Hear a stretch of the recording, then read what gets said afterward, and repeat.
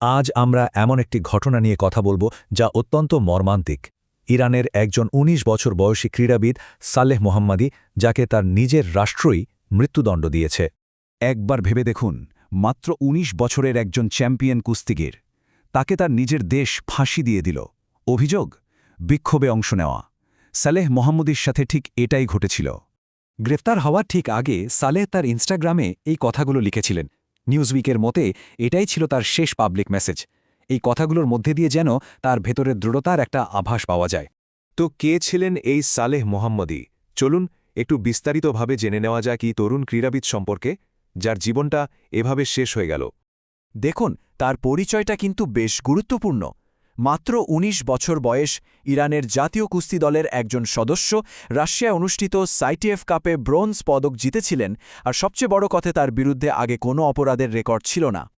আচ্ছা, তাহলে কিভাবে এমন একজন প্রতিশ্রুতিশীল ক্রীড়াবিদ রাষ্ট্রের চোখে অপরাধী হয়ে গেলেন?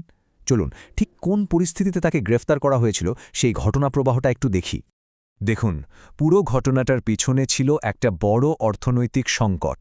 ২০২৫ সালের ডিসেম্বরে ইরানের মুদ্রার মান পড়ে যাওয়ার পর দেশ জুড়ে বিক্ষোভ ছড়িয়ে পড়ে। খাবারের দাম প্রায় ৭২% বেড়ে গিয়েছিল।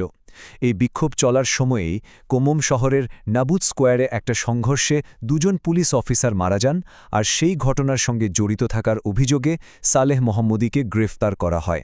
আর এখানেই সবচেয়ে বড় প্রশ্নটা ওঠে, তার বিচার কি আদৌ স্বচ্ছভাবে হয়েছিল? চলুন, রাষ্ট্র কি বলছে আর তার বিপরীতে কি প্রমাণ আছে, দুটোই পাশাপাশি রেখে দেখি। এখানে দুটো একেবারে ভিন্ন চিত্র আমরা দেখতে পাচ্ছি। একদিকে রাষ্ট্র বলছে মোহাম্মদী অপরাধ স্বীকার করেছেন, অন্যদিকে নিউজউইক এবং ইরান হিউম্যান রাইটসের মতো সংস্থাগুলো জানাচ্ছে এই স্বীকারোক্তি ভয়ঙ্কর নির্যাতনের মাধ্যমে আদায় করা হয়েছে। পরিবার, সতীর্থ এবং কোচরা বলছেন ঘটনার সময় তিনি অন্য জায়গায় ছিলেন, এমনকি নিরাপত্তা ক্যামেরার ফুটেজেও নাকি তার মুখ পরিষ্কারভাবে দেখা যায়নি। আর এই বিচার নিয়ে অ্যামনেস্টি ইন্টারন্যাশনালের মতো একটি বড় আন্তর্জাতিক মানবাধিকার সংস্থা যা বলেছে তা খুবই গুরুত্বপূর্ণ। তাদের মতে এই বিচার প্রক্রিয়ার সাথে একটা অর্থবহ বা ন্যায্য বিচারের দূর দূর পর্যন্ত কোনো সম্পর্কই ছিল না। আচ্ছা, তাহলে কোন আইনে তাকে এই ভয়াবহ শাস্তি দেওয়া হলো? চলুন বিষয়টা একটু খতিয়ে দেখা যাক, কারণ এটা খুবই গুরুত্বপূর্ণ। তো যে আইনে তাকে দোষী সাব্যস্ত করা হয় তার নাম হল মোহরাবে। এর আক্ষরিক অর্থ ঈশ্বরের বিরুদ্ধে যুদ্ধ। এটা ইরানের একটা সাংঘাতিক আইন, যা প্রায় বিক্ষোভকারী বা ভিন্ন মতাবলম্বীদের বিরুদ্ধে ব্যবহার করা হয়। আর এর সবচেয়ে ভয়ঙ্কর দিকটা হল এই অভিযোগে শাস্তি মানেই মৃত্যুদণ্ড, আপিলেরও কোনো সুযোগ থাকে না। এখন সালেহ মোহাম্মদীর ঘটনাটা তো আমরা জানলাম, কিন্তু বিষয়টা কি শুধু তার মধ্যেই সীমাবদ্ধ, নাকি ইরানের ভেতরে ক্রীড়াবিদদের টার্গেট করার একটা বড় ধরনের প্রবণতা তৈরি হয়েছে? প্রশ্নটা হল, সালেহ মোহাম্মদীর সাথে যা ঘটল তা কি শুধুই একটা বিচ্ছিন্ন ঘটনা? উত্তরটা হল না, একেবারেই না। মানবাধিকার সংস্থাগুলো সরাসরি ২০২০ সালের আরেক চ্যাম্পিয়ন কুস্তিগির নাভিদ আফকারির মৃত্যুদণ্ডের ঘটনার সঙ্গে এর মিল খুঁজে পাচ্ছে। তার মানে এটা একটা প্যাটার্ন, একটা ধারাবাহিকতা। আর সংখ্যাটা শুনলে চমকে উঠতে হয়।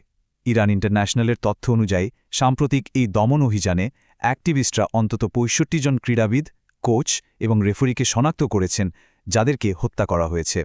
৬৫ জন। এই বিষয়ে একজন মানবাধিকার কর্মী নিমা ফার ফক্স নিউজকে যা বলেছেন তাই পুরো পরিস্থিতিটাকে এক লাইনে তুলে ধরে। তিনি বলছেন, তার মৃত্যুদণ্ড ছিল একটা নির্লজ্জ রাজনৈতিক হত্যাকাণ্ড।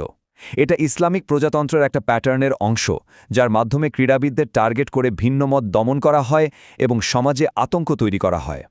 সবশেষে একটা প্রশ্ন আমাদের সবার মনেই আসা উচিত, যখন কোনো দেশের অ্যাথলিটরা, যারা কিনা জাতীয় গর্বের প্রতীক, তারাই রাষ্ট্রের টার্গেটে পরিণত হন, তখন সেই দেশের সাধারণ মানুষের কাছে রাষ্ট্র ঠিক কী বার্তাটা দিতে চাইছে?